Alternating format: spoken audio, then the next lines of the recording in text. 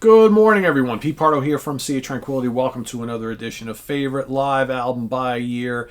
We have arrived in 1982, and holy cow, this is a tough one.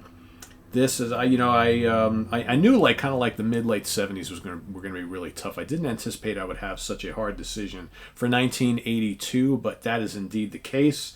I'm kind of like pulling up the white flag here of surrender because I honestly can't make up my mind. So I'm going to name a few of them today, I think.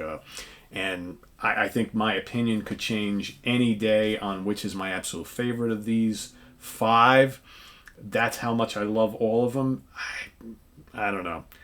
I think I'm going to go the non-conventional route today for my number one pick just because I think this is such a special live album and it needs to be mentioned. And it's the first album I ever got by this guy. And it's absolutely incredible. It's one of those live albums that should have been a double without question.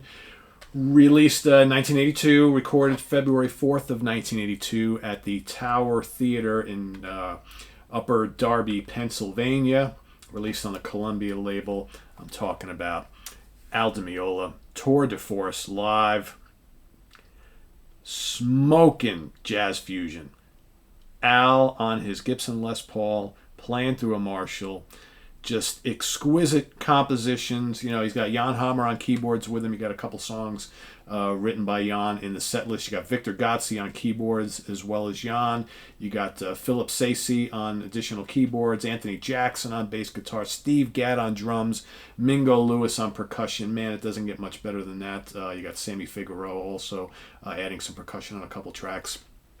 Not a long album. It's like not even 40 minutes long. Only 6 tracks, but man, Elegant Gypsy Suite on here, 10 minutes and change. Probably the definitive version of that, although the studio version is quite good as well.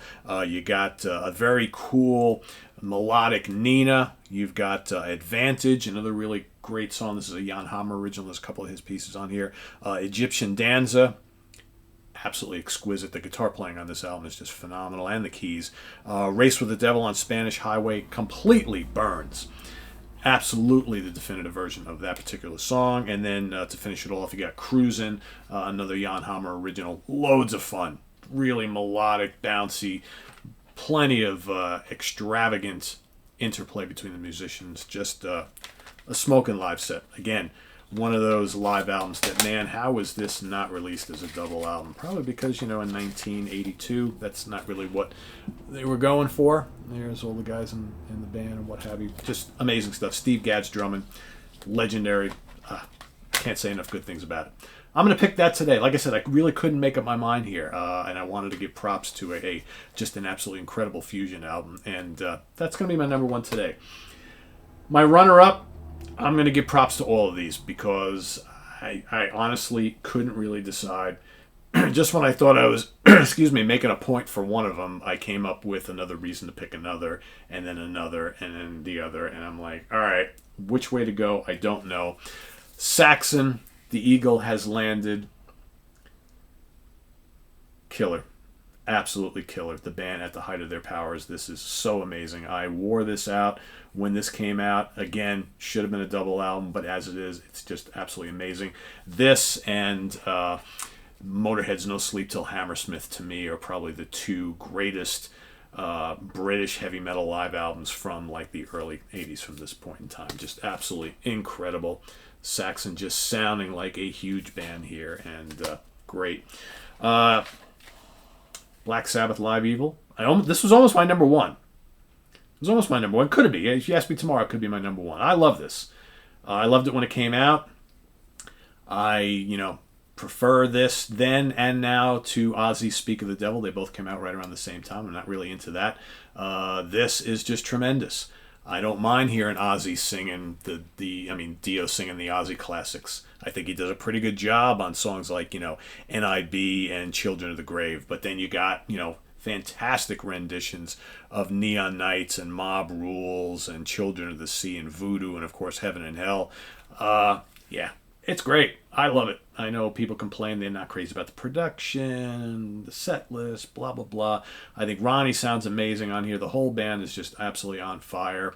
I like the album cover quite a bit. Unfortunately, by the time this came out, Black Sabbath, as we knew it in this incarnation, pretty much done. Here's a cool one that came out in '82, which was a archival release from 1974. Deep Purple live in London. All right, recorded at the Gaumont State Theatre in Kilburn. From the Burn Tour. A lot of the live stuff we've heard from the Mark III era of the band is from the Stormbringer Tour. Really cool to have a fantastic show from Burn, which, this CD, this is a later reissue, but this contains the full show. So you got Burn, Might Just Take Your Life, Lay Down, Stay Down, Mistreated, Smoke on the Water, You Fool No One, and Space Truckin'. Both You Fool No One and Space Truckin' on the second disc on here, both 20 and 30 minutes respectively. Just absolutely great stuff. The shame of it is that the Mark III version of the band basically didn't change up their set lists much at all throughout the couple-year history they were together for both the Burn and Stormbringer tour. You got, for the most part, kind of the same song. Sure, on the Stormbringer tour, they played, Stormbringer, and, occasionally they played the Gypsy and, maybe one other track. But, it's the kind of, they played these lengthy versions of some of the older stuff, and not a lot of songs in the set. So it's not like you go to see Deep Purple,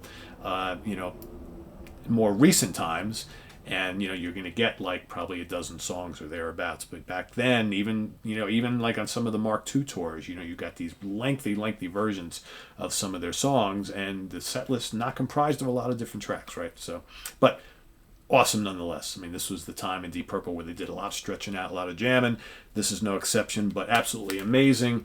Vocals from Coverdale and Hughes here. Richie Blackmore's in fine form. John Lord, Ian Pace. Yeah, spectacular stuff there. And the last one I'm gonna mention is Blue Oyster Cult, Extraterrestrial Live. I like this live album a lot because I really like this period in the history of BOC. This, of course, comes hot on the heels of those great late 70s, early 80s albums, Fire of Unknown Origin and Cultosaurus Erectus. Fantastic stuff on here. Dominance and Submission. Cities on Flames with Rock and Roll. Dr. Music, The Red and the Black, Joan Crawford, Burning for You.